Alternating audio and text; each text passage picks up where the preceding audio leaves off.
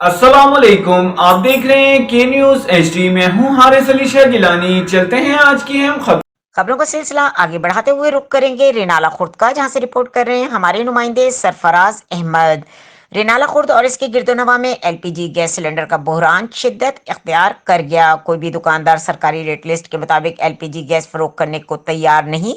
Renala Khurd LPG gas cylinder black में 11 kilo 3500 रुपए में फरोख्त किया जाने लगा। दुकानदारों ने हुकूमती रेट लिस्ट की धज्जियां बिखेर दी। दूसरी तरफ घरेलू गैस भी 8 से 10 घंटे लोड शेडिंग की वजह से गायब हो गई। शहरी महंगे दामों LPG गैस खरीदने पर मजबूर।